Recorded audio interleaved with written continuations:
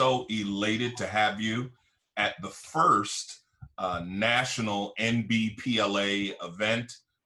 My name is John Heath. I'm a government relations manager and external affairs manager for Turo, the peer-to-peer car leader in the globe. I am so honored to be able to share a little bit about NBPLA. NBPLA, the National Black Professional Lobbyists Association, is a brand new organization. It was co-founded by myself and the esteemed Yolanda Cash Jackson and the distinguished Gregory Jones. We came together out of frustration, many experiences that perhaps you all are very familiar with. It ebbed out of an incident, quite frankly, with Greg Jones. I was trying to get him to be selected by a tech company, and he was perfect for the job. However, a white lobbying firm was selected without even giving him the opportunity to present his case, to present his qualifications. That's something that we run into all the time. And so instead of just murmuring and complaining about it, we got together. Greg called up Yolanda and then our great executive director, Terry Reynolds, and we birthed this organization to provide opportunity for Black lobbyists, contract lobbyists, to provide those opportunities to get those clients, but also for corporate lobbyists. How can we create opportunity for you to grow and to get those big opportunities in the lobbying space? And then more importantly, for us to develop a bench, for us to develop the next generation of lobbyists, and to not just sit there and allow people to meander and flounder around, but create bridges, create pathways and ladders to opportunity for the next generation. So we thank you so much for joining this fireside chat, where we're going to talk about how to thrive in the midst of COVID-19. And so we have a distinguished panel. Our first panelist I'll introduce, I've already mentioned her, co-founder of NBPLA, Yolanda Cash Jackson. She is a shareholder with Becker and Polikoff. They are a wide-ranging firm, but also have a lobbying practice. Then we have Lakeitha Anderson. She is with Reynolds American. She directs external affairs and government affairs. We also have another co-founder of NBPLA and just a leader in Alabama, Greg Jones. He's the founder and CEO of the Jones Group, a phenomenal firm in Alabama. And then our last distinguished panelist is Raymond Bell Jr. He is a shareholder with Maynard and Cooper and a great attorney, a lobbyist. We're excited to have this great panel. So folks, let me just kick it off. Is that all right? Yolanda, Greg, Raymond, everyone is highlighting the challenges that we have and that we're facing during COVID-19 and during this pandemic. What opportunities have arisen that you, as private lobbying firms and lobbying professionals, what opportunities have you all taken advantage of, Yolanda, Greg, and Raymond, that really have allowed you to move forward during this pandemic? I guess I'll start. I think the biggest opportunity I've had is to get closer to my clients, and that is to see how they're doing, find out what their needs are, kind of anticipate some of the things that they will need down the road, provide information. And some of it has turned into additional business because they do see some challenges they have, whether it be employment, whether it be securing PPE, whether it be trying to get to be part of legislation that will come down locally. And finally, the ability to track federal dollars, because we do have a Washington practice, is to track to see where exactly the federal dollars are going to end up at the state and local level. Great. Greg, what about you? What opportunities have you been able to capitalize on? Well, as me, Good afternoon, everyone. Me being self-diagnosed, ADHD, CDFGHI, JK, LM, NLP, etc.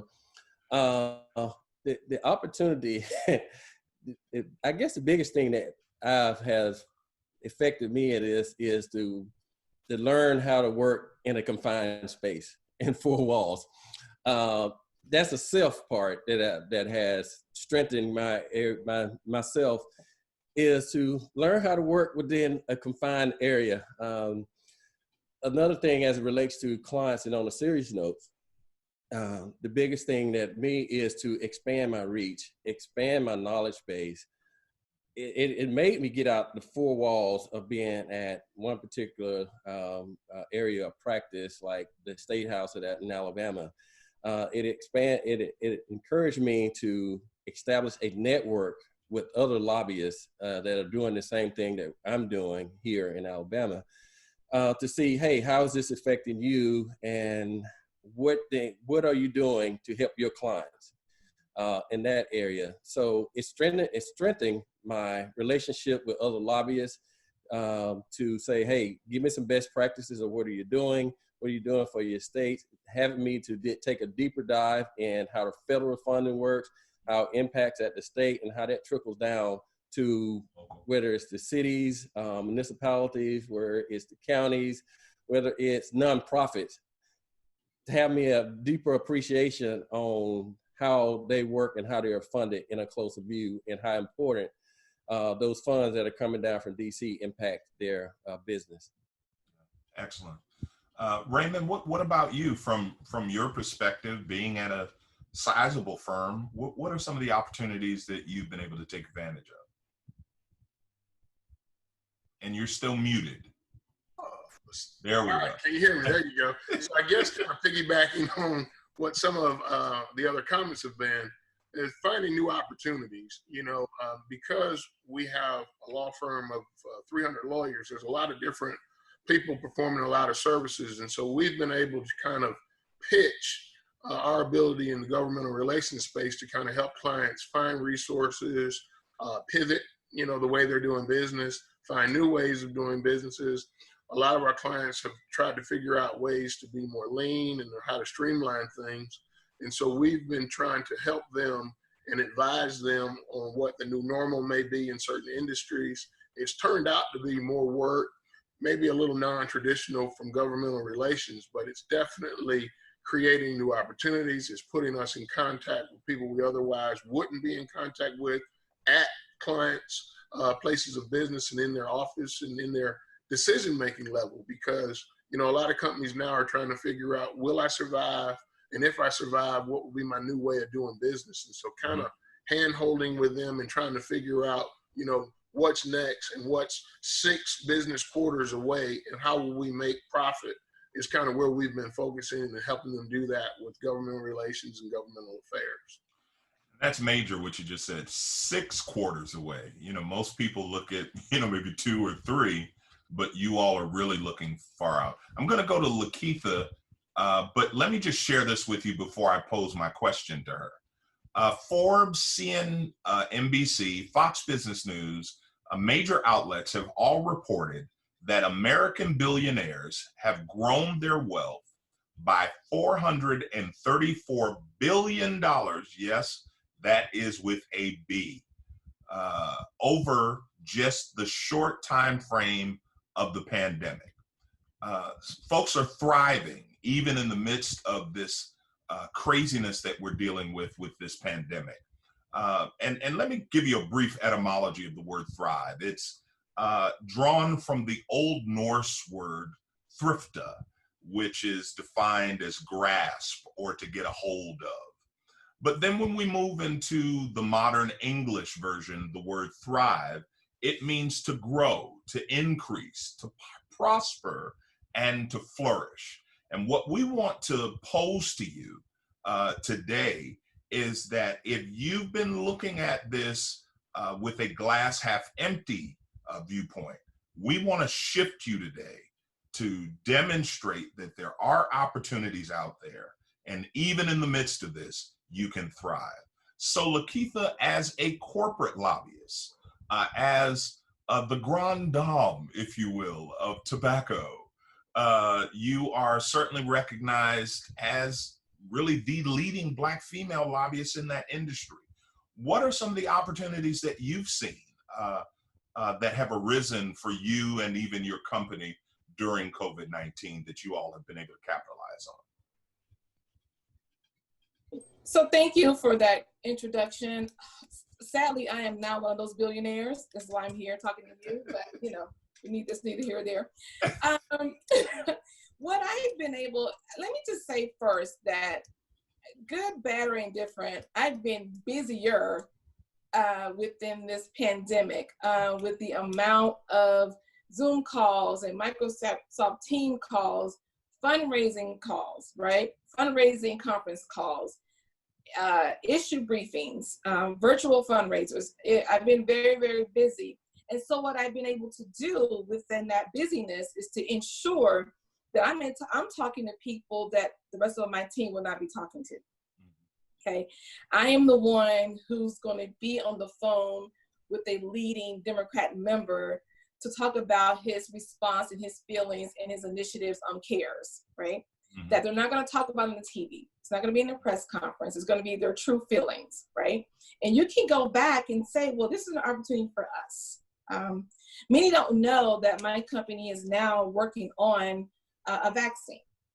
We've been looking at ways to utilize the tobacco leaf in other ways, and we are one of the many companies who are looking to develop that.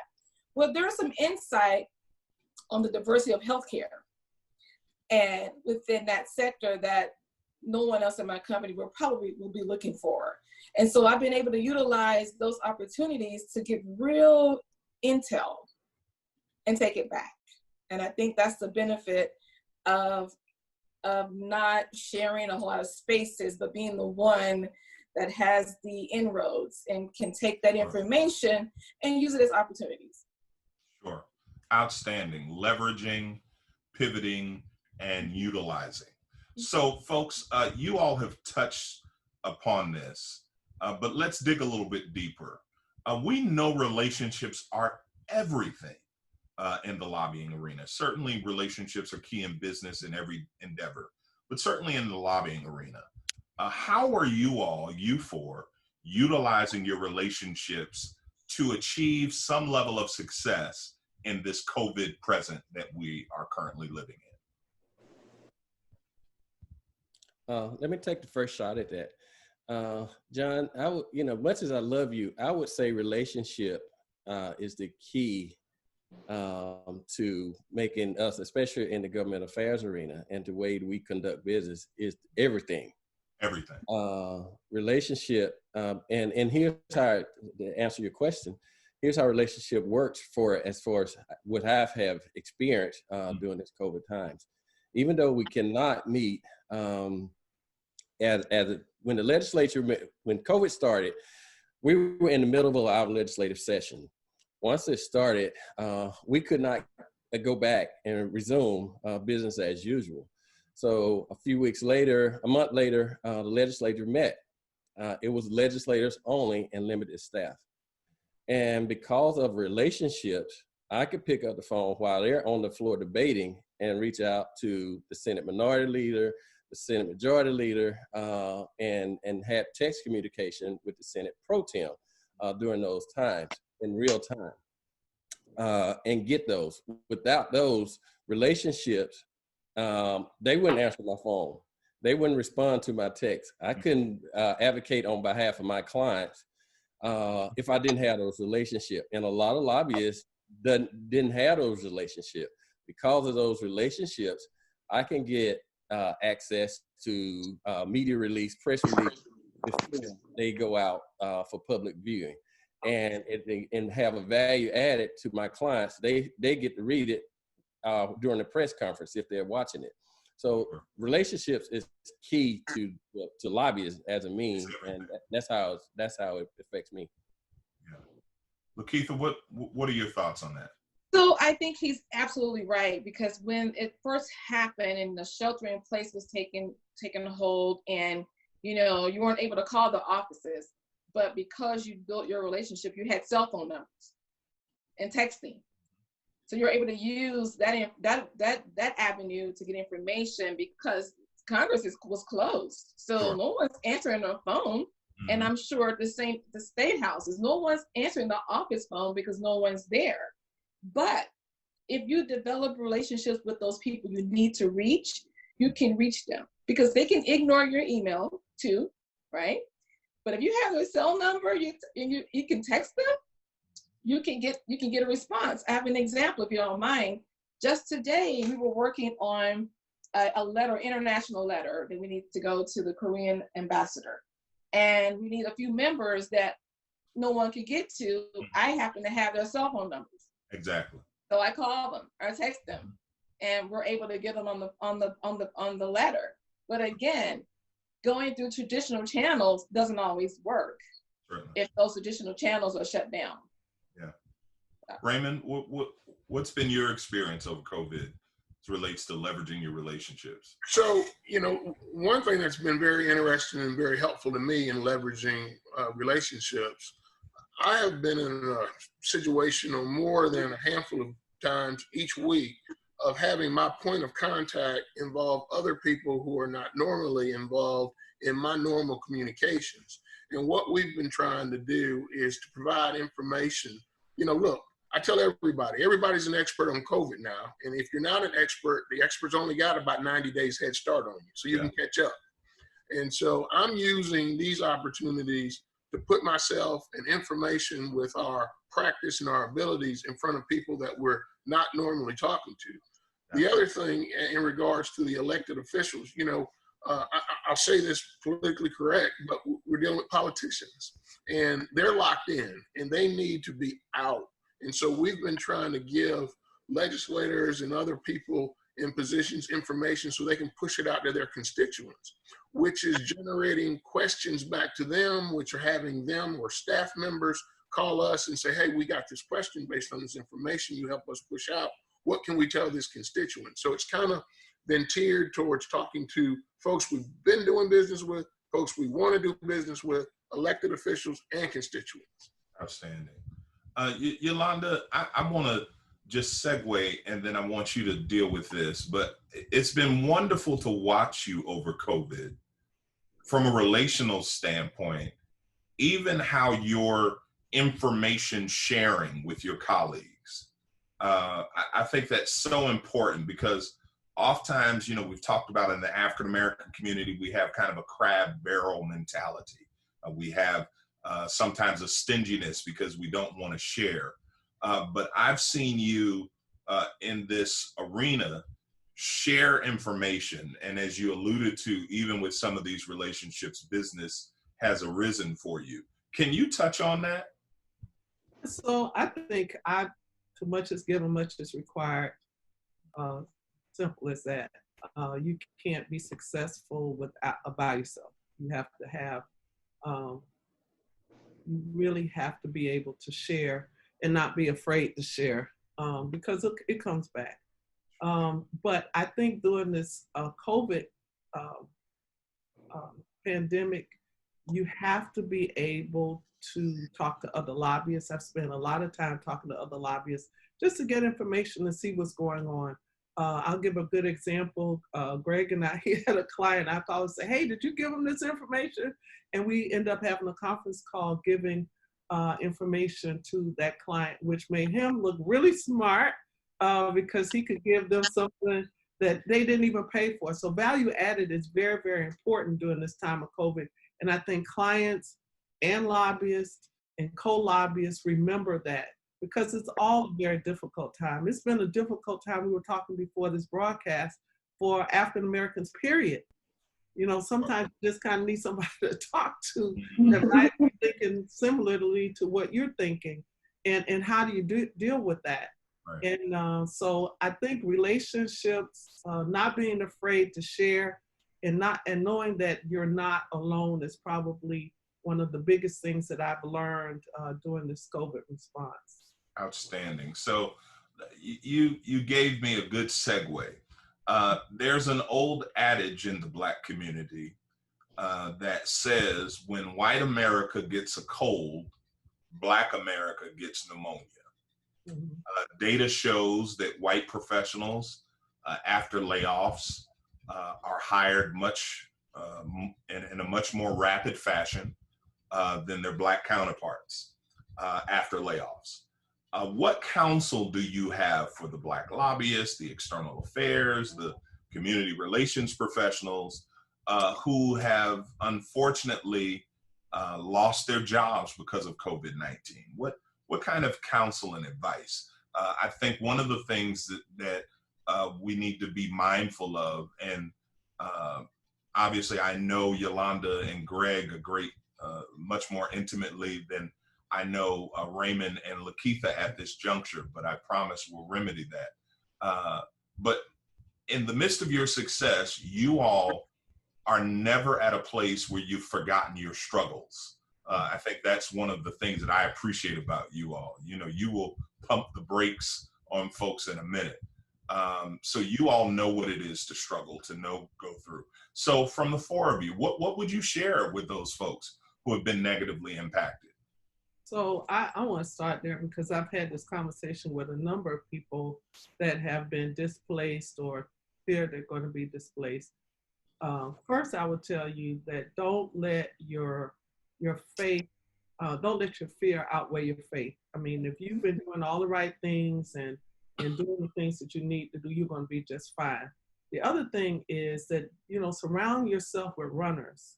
You know, get out of the kiddie pool.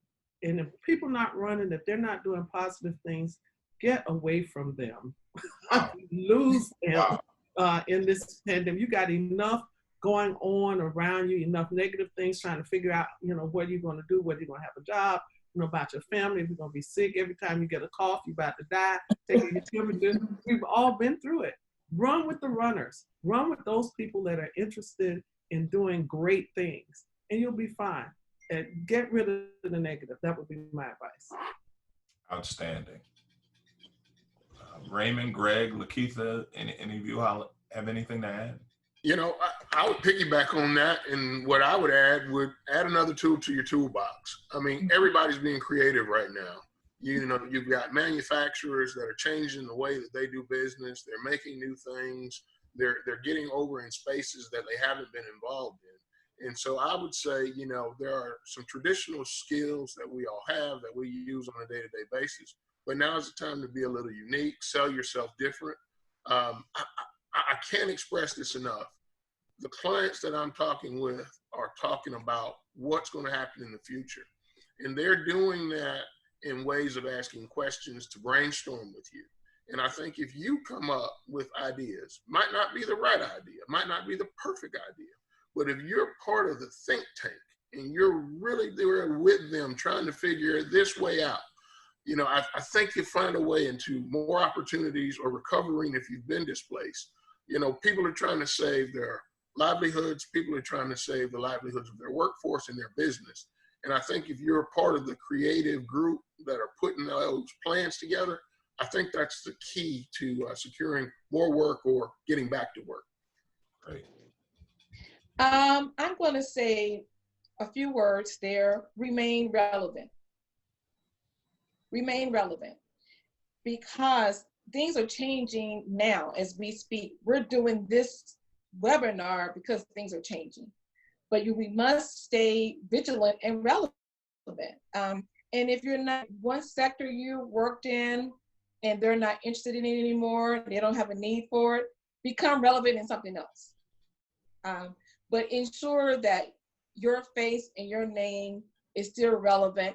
So when it's time, because things are going to open back up, and they're going to be looking for people who have a certain expertise, but they're also going to be looking for the ones who are relevant and who remain relevant and remain sort of in the mix, if I can say that here. That, I think, to kind of answer another question you posed, I think that's the difference between one sector versus the other. That you can't give up and fade away into darkness when you're down. Remain relevant and ensure that you always have something to say and make sure others hear it. Greg, you have anything to share with us, Brother Chairman? No, I don't think there's too much I can add to all of the comments. Yeah, just add value to, just figure out a way you can add value to your clients, to your reach. Don't be afraid to reinvent yourself in some areas that you don't know. You know, that's the key, as Lakeitha said. Add value, remain relevant, and this too shall pass. Excellent. And I just want to share, as a person who's lost it all, I think about 4 or 5 times now in life, who's gone from big figures to no figures, a person who showed up in Baltimore, Maryland, soon became homeless, and 3 years later convinced Elijah Cummings to run for office and began to work for him with regular trips to the White House. I want to encourage you, and I echo my dear sister, Yolanda Cass Jackson, and I don't apologize. Here's Pastor Heath. Well, I'm Pastor Heath 24/7, but anyway, I want to encourage you to remain faithful. Do not give up. Lose your pride and ask for help. You will be surprised how liberating that is. But so many of us get caught in our pride and we don't want people to know. But for those of us who have families, you will do whatever you need to do in order to succeed so you can take care of your family. So I want you to I would encourage those to keep your faith. Certainly surround yourself with these runners and people that can push you, but then stretch out, reach out. LinkedIn is a powerful tool that literally shrinks the world in your hands, and you're able to reach out to decision makers and others. And certainly you have to fine tune your strategy. But I want folks who may be affected, who might even be on this call, to continue to have hope. Hope in the Greek is from the word elpis, which means an expectation of good. So don't expect bad, expect good, because something good is going to happen to you. So lastly, the 4 of you, by all accounts, are successful. We've got 2 Black shareholders as panelists. Now, for those of you who don't understand this, that's like Black Unicornville. That is not the norm that we see around the country. I've dealt with Blue Blood, the highest of highest law firms in the country. I'm so incredibly proud of Yolanda Cass Jackson and Raymond Bell for going through what they've gone through to achieve what they've achieved, and they're not done yet. And then we've got Gregory Jones, a founder, a CEO of a firm that really has a great niche, a great reach. He has bipartisan relationships. I saw a Q&A question we'll deal with. And then again, Lakeitha, who stands out in her industry as a Black female lobbyist. And so you all have achieved certainly success by any measure. But what would you go back and tell your younger self? That's the question I pose to you all. I would say always remain your authentic self. I lead with that now, but early on in my career, I don't think that I did. And there's only one of you, and you're the only one that can do it best. So be your authentic self. I think that's one reason why I have garnered as much respect that I have and have built my network. It's because I'm the same always, right? I'm the same no matter where, no matter what. And don't apologize for it in any setting. And I would have loved to have adapted that early on in my career, but that's okay. We're doing good now. But if I'm speaking to my younger self, is to always be your authentic self. Authenticity, I love it. Mm-hmm. Our other panelists, what would you tell your younger self?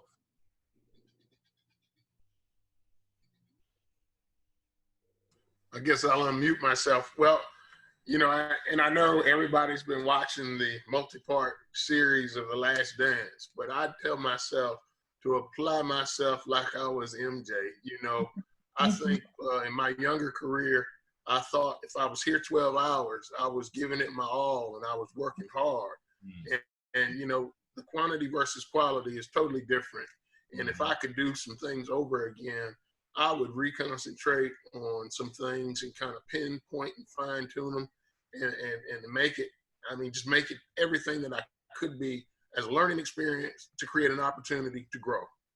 Outstanding. Yeah, I would add to what the other two panelists have said. I would tell a younger Greg Jones to don't be afraid to stand up and speak for yourself. Yeah, as a college football player, I was talked into playing a position that wasn't my best skill set because that's what they said, where they needed. To me, back in my mind, it's saying if I would have stayed in my natural gift position, I might be, have an MJ special after that. But I let somebody else define me briefly. As I got older, going back to what the keeper said, is be yourself. Don't be afraid to be yourself and follow your gut. You learn this as you go older, but there are some things that I wish I had to follow my gut that I knew deep down in my heart that I should have done when I didn't do them, or some jobs that I should have gone after that I didn't do because of the fear. Don't be afraid to take on challenges. Don't be afraid to take on new ideas. And even if it's on your own idea, don't be afraid and let anybody talk you out of your dreams. That fear is so powerful. Fear, that acronym, FEAR, false evidence appearing real. And what people don't understand is we talk about faith as a magnet, but fear can be a magnet as well. Real quickly, Job said, the greatest thing that I feared came upon me. So we definitely want to take Greg's advice, push forward, and not walk in fear. Yolanda Cash-Jackson. I think my younger self, I'd say this too shall pass. Lord, how many things I thought was going to end my career or end something. This too shall pass, and you do get over it. You get through it. You just can't ever give up. And not to get biblical, Galatians 6:9. Don't faint. Get biblical. It's all right. The harvest is coming. That's it. So I think that's what I would tell myself. I freaked out a lot, way too much, and not relying on my instincts. And then the authentic self is very important. I think I spent the first 9 years of my legal career being a white male litigator. I tell that all the time. Mm-hmm. And if I had just been Ida Jane's daughter from Liberty City, I would have been a lot better off because I had contacts from people who knew me in my neighborhood that trusted me and would have helped me. But no, I was listening to somebody else. So I think those would be something I would tell my young self. This has been so robust. I think this has really helped so many on this fireside chat today. I think all of us, many of us remember in dating, and we were the nice guys, but the girls didn't like the nice guys when we were coming up. But now they all checking you on Facebook. Now we do. Because they see the nice guy doing all right, and that guy she was messing with, is on his third bid. Yeah, your definition of fine changes over time. Yes. And so I certainly think that is such wise counsel to be authentic, to be who you are, and to give people an opportunity to appreciate and value that. Let's give a virtual applause to this panel. You guys have been so absolutely fantastic. What we want to do now is we want to segue into some Q&A. Folks, we see folks in the chat, but also at the bottom of your, Zoom screen, you also have an opportunity to provide some questions. And so we do have one question that I'll lift up. The question is, do Black business owners need to ignore political parties when working with congressional members to get what they want? Do any of you even think that way? in terms more as a way to approach, should we even care? And I think even though the attendee posed the question at a congressional level, we also know at the state level, you have to have relationships on both sides of the aisle, particularly if you're in a red state. So, Greg, let me start off with you, because you have kind of mastered this niche of bipartisan relationships. Why don't you speak to that? One, when I first started out, I went around and talked to seasoned lobbyists, and they didn't look like me. That had been in the industry, that was well respected. I started out working with a state employees union. And so I got to know who the players were. So I went around to a lot of leaders in the field. And one of the things that I immediately picked up on, where they were trying to put me in a box, well, you can have this relationship with the Black Caucus. Who do you know in the Black Caucus? Who are your relationships with? And how long you've been getting along with them and those kind. I said, and each one of them, I would tell them, look, when I start my own lobbying firm, I don't want to be considered a Black lobbyist. I want to be considered a lobbyist. And over the years, that's the way I have built my practice, is not being a Black lobbyist by focusing on any particular sector of the legislative makeup. I wanted to talk to the Senate Pro Tem as well as the Speaker, the Governor's office, as well as my white colleagues. So to answer the question is, no, do not put yourself into a box. You limit yourself, you limit your opportunity to grow, and you can find that I'm only good in this area.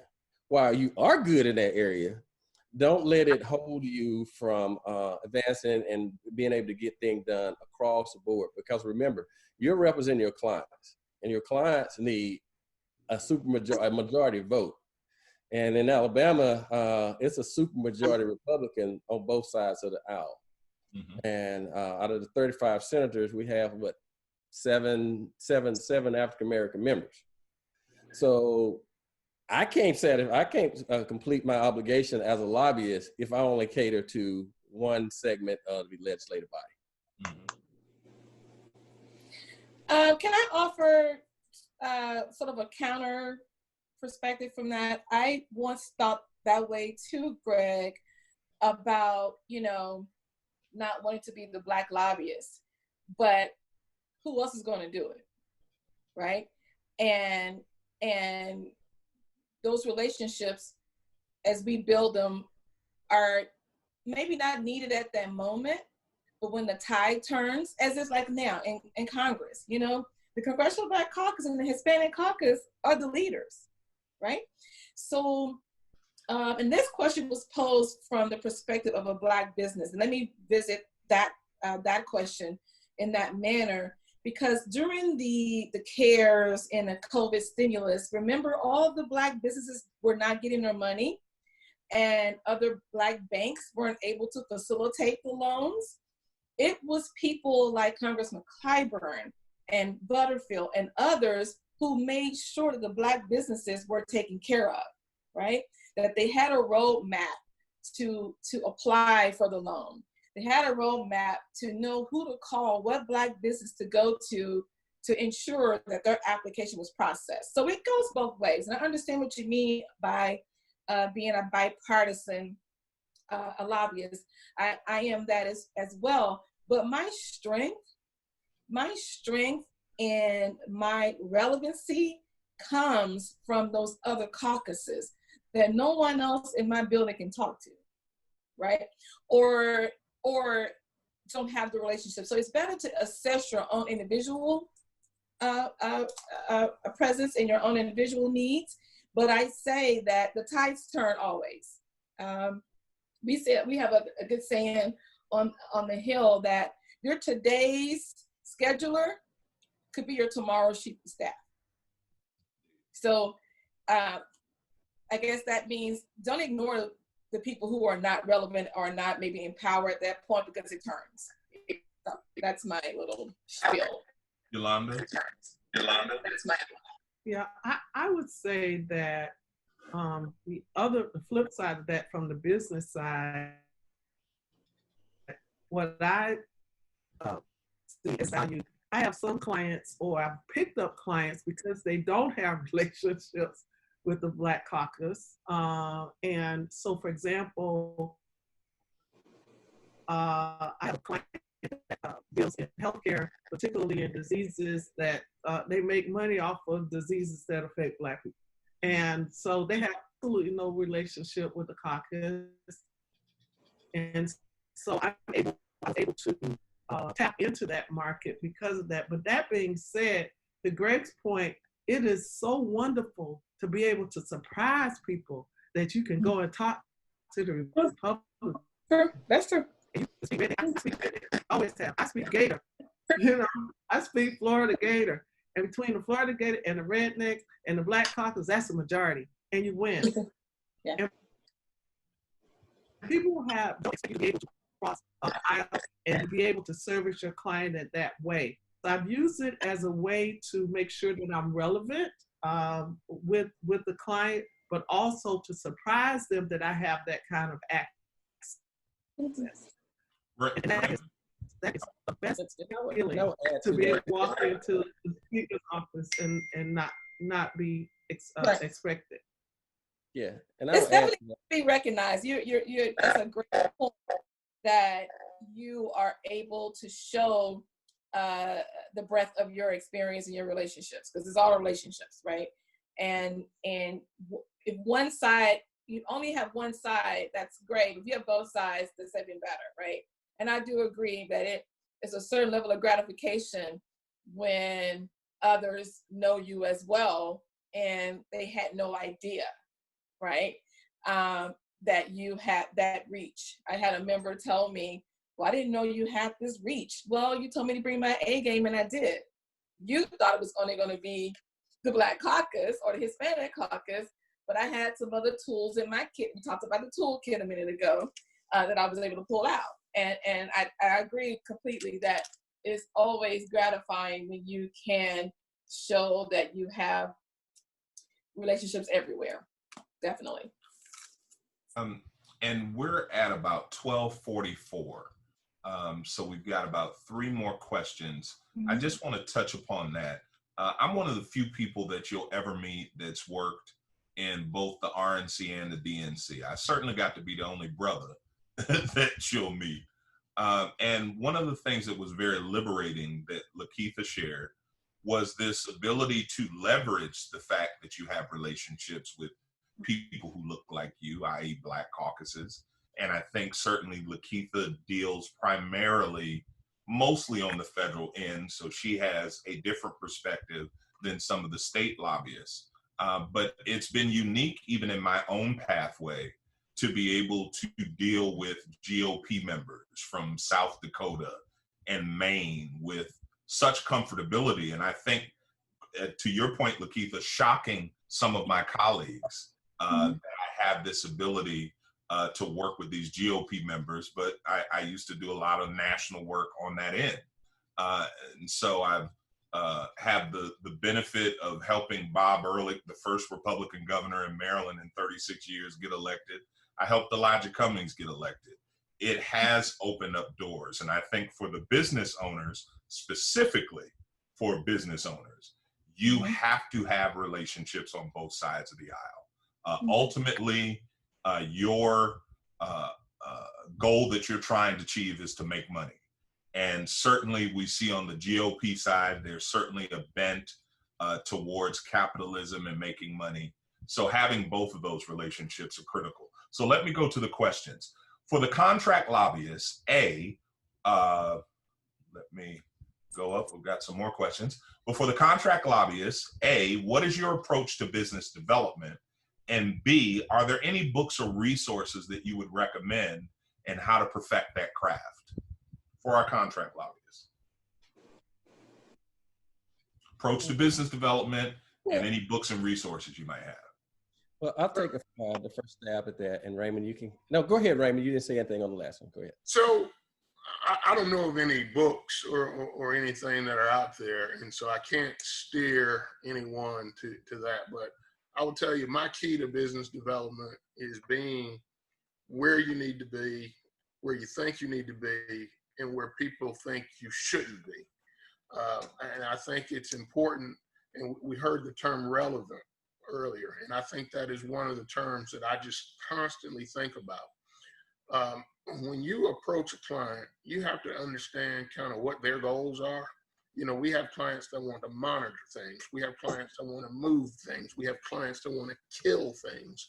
And so you have to figure out kind of what their goal is, and then figure out a plan. And I mean, it's a matter of creating an analysis and presenting it to them in a structure where, one, it makes sense. Two, it's something that they're willing to spend money on. And three, the end result is something that they either do to advance their business or to advance their position. And it's tireless. It's beating your head against the wall, you think, sometimes, because believe it or not, when we get hired, we don't get hired when we meet someone. We get hired when they call you 6 months or a year later and say, hey, we met each other at so-and-so. We got this issue coming up. I remembered you from the conversation we had or the information that you kept sending me. And it's just continuing to show relevancy and being in front of folks and showing them that you can provide them something that they need. Right. Well said, sir. And the only thing I would add to that is networking. Let people know your skill set. Let people know your reach. Because you being a Black lobbyist, people don't know your reach. And that's why we surprise them a lot, you know. And even if they do know your reach, they think someone else that don't look like you still have a deeper reach than you do. And they can't appreciate that. So, and as Raymond said, beating your head up against the wall because it's tiresome. You know, I've been in this industry 20 years, almost 20 years. And I'm still frustrated. I still go through the same thing that John mentioned earlier, where you don't get a look at because the color of your skin. And it's frustrating. And then things come full circle is on that same client that didn't give me an opportunity to pitch them. They came back a few months ago and asked me to help them reach one of my clients. So here it comes again. I have to help them reach some of their clients, and I don't get compensated for it, but I have to show them my value and my reach just to prove to them, okay, I do have a reach deeper than just the Black Caucus or in Alabama, Lakeithia, just to reach further than just the Black Caucus. I can get in to see CEOs and executives as well as anyone else can. And we have those relationships, networking, and proving yourself over and over again. Don't stop because of business. When developing your business, you get a no first, second, third, fourth time. It might be a year, 2 years later before that door opens. Yolanda, you want to touch on that quickly? No, you go to the next question. I'll get the next one. Right. So get some more. Thank you, Patrick, for that stimulating question. Philip Singleton, how do you deal with bigger white firms or predominantly white lobbying firms blocking opportunities for Black lobbyists, doing this by limited efforts and things of that nature, really folks trying to kind of put a block into your progression as a firm? How do you all handle that? I'll answer that question. You know, I'm at a majority firm. I'm a partner at that firm. I've been at that firm for 21 years. Nobody didn't give me nothing. So the fact that it is a majority firm is of no consequence if you are doing what you need to do within your practice. I think back in the day, there was a model where Black lobbyists were hired to be a part of teams. And it's not just small Black firms that are having this challenge. Nobody wants to share anymore. So teams are a thing of the past. People have to hold their whole weight. They want to hold it close. So you have to make yourself relevant. We're back to that word, relevant. You have to make yourself relevant in the way you carry yourself. You have to make yourself relevant in the way that you interject yourself into the conversation, how you interject yourself into issues. The fact that you're a solo Black lobbyist or a Black lobbyist at a majority firm is fine. Nobody can block your blessing. Trust me. If they can, then you're not worth your salt. You know, nobody can tell me they can block me from doing anything that I put my mind to it. So I get it. And I know this person has to be from Florida. I know exactly what they're talking about. But you know what? Get out of the kiddie pool and run with the runners. This is not a Boy Scout camp. This is a business. And if you want to win, then you have to win. And being at a majority firm, tell you, it's no picnic. No picnic. You fight inside and you fight outside. So while I certainly empathize and I get it, but things have changed and you have to remain relevant no matter what. No matter what, you have to remain relevant and be able to run with the runners. All right. And I just might add, you can also look to develop some allies. In Maryland, we reformed MBE. We thought all these white corporations and business leaders were just racist. They wouldn't do business with Black people. But once we did the deep dive, we found out they were doing business with people they went to church with, synagogue went to school with. And so we created a mentor-mentee relationship. And then these folks are doing business now and have been doing it for more than a decade and a half successfully, because they understood what the capacity was and they helped those businesses grow. So I would certainly encourage you to look forward to even developing some of those partnerships if they present themselves. Tyler Ford, McGuire Woods, Raleigh, North Carolina. I'm a 24-year-old lobbyist in my second year with McGuire Woods in Raleigh. What are best practices to pitch yourself and find new business to bring into the firm? Thanks. Raymond, what should you do? Yolanda, Lakeitha, Greg? Well, even though I'm not a contract lobbyist, I hire contract lobbyists. And so I can talk about what I look for. And I'm glad. Love that perspective. Thank you, Lakeitha. And I'm glad this young man, I'm going to say young man, he's 24, has this question. This is a great question. And learn. You know, you have to have a skill set. And at 24, I'm sure he thinks that he knows everything there is to know about lobbying. We all did. No, Lakeitha, these young brothers in North Carolina, I got one of my mentees on here, Demetrius Deloach. These brothers are some of the most teachable, very, gifted. That's great. These brothers come very different than perhaps some of their peers. So just in defense to the North Carolina brothers. Listen, I work for a North Carolina company. I would never do that. And so, but what I'm saying is read up. Your best pitch is pitching what you know, not what someone else told you, or not what else someone saw you saw someone do, or deep dive in it, because no one can take your intellect and your knowledge away from you. No one can. They can take the opportunity away from you, but they can't take away what you know. So I would say that. And then also to Tyler, I would call Johnny Tillett. McGuire Woods is going to kill me for name checking him, but McGuire Woods is a great firm, and I'm sure he knows Johnny, but that's a joke. But someone like him could definitely guide him. I'm sure they're already doing that. We talked about, we hadn't really touched on mentorship and mentors. I think that's a big piece that we're missing, because even though you're a certain age, I still have mentors. At my stage and at my age, I have mentors that I go to, that before I make a decision on anything, there are a few people that I call. So I think having a mentor to help you on how to pitch.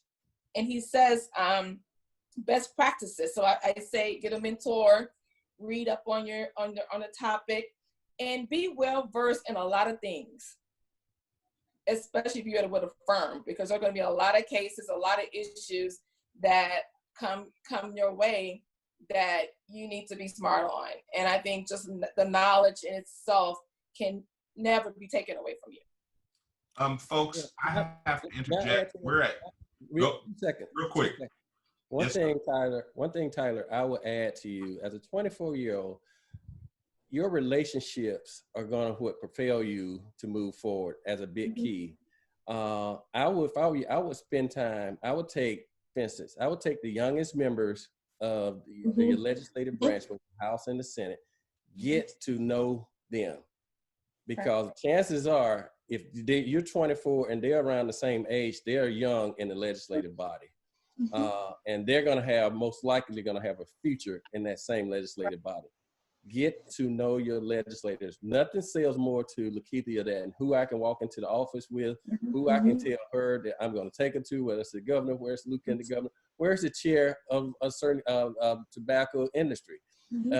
Get to know that, and look at your client base. Get to know the committee members that are relative to your clients and who have needs in certain committees, and you add value by I know that in tobacco industry, the health industry, health committee, that I got a relationship with 3 members on there. That's when you add value to your client, and you become indispensable at that point to agree. You made a good point real quick about getting to know the younger staffers. Like I said before, today's scheduler can be tomorrow's chief of staff. And if they've grown with you in your career at the same rate and the same time, you have that relationship already. So by the time they're chief of staff, there's a no-brainer. You're gonna call them. There's a no-brainer that you have that connection that no one else has because you've grown up with them. Yeah, so let me I want to touch back on the mentor or mentee kind of thing, because, there's this tendency to think, and I'm looking at some of the chats that, Black lobbyists, older Black lobbyists don't want to help younger Black lobbyists. Nobody likes a jerk. If you're going to make a move, if you're going to go do something else, or you want somebody to help you, or you want, the circle is very small. And so you have to treat it as such. You cannot kick somebody in the butt and think they go, at least a perception. There are ways to do things. And I think that one of the things that I've learned over time, the very thing that Lakeisha talked about, you know what? You screw somebody one time, what they say, dig a ditch, you better dig two. Is that what they say? Right? So this is a small world. So, we live and learn. And it happens. But don't think that everybody's out to get you, or they trying to block you and all of that. That's they got other things to do than that. But it does matter, and I'm going to close with this. It does not matter what, you say to people. It's how you make people feel. And so remember that, and you'll be just fine. You'll be just fine, and you'll do well and be supportive. The people will support you. So I end with that, John. And we're going to close out, but thank you all. Philip, we see your question. Some people have touched upon it, but feel free to reach out to us as well, Philip, and we can discuss this in more detail and perhaps make some connections for you. What we want to do with this organization is create that mentorship and to create those relationships where we can build each other. No matter where you find yourself in your career, you're still going to need sounding boards. You're still going to need mentorship. And that's what we hope to grow NBPLA to be, is that resource for you. So we want you to visit the website, www.npla.org. Go on that website, become a member. We have affordable rates. We have different categories. And for those business leaders that may be on the line, or folks that have positions with corporate law firms or with corporations. Please, we want your company, your firm to join as well. And certainly we'll be having sponsorships as well. And then also for those who perhaps have been affected or are looking for perhaps some different direction professionally, there's a great gentleman who's become a dear friend to me, Ron Jordan, with Diversity Lawyers. And he's